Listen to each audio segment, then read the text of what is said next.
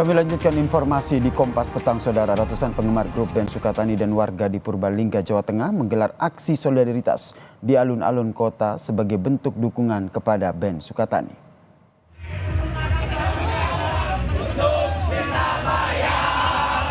Aksi massa ini digelar sebagai bentuk dukungan terhadap grup band lokal kebanggaan mereka yang diduga mengalami tekanan karena lagu mereka yang berjudul Bayar ini berisi kritikan.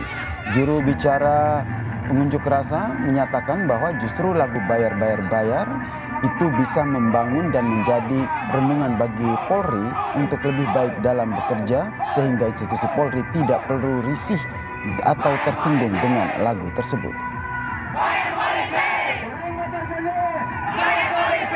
Kepada teman-teman Sukatani yang beberapa hari lalu baru saja muncul video permintaan maaf terkait lagunya Bayar yang sebenarnya itu adalah bagian dari kritik dari kepada institusi kepolisian gitu.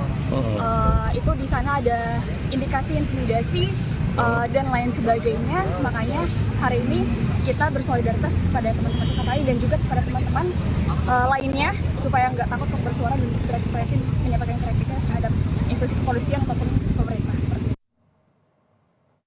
Kepada Bapak Kapolri dan institusi Polri atas lagu ciptaan kami dengan judul lagu Bayar.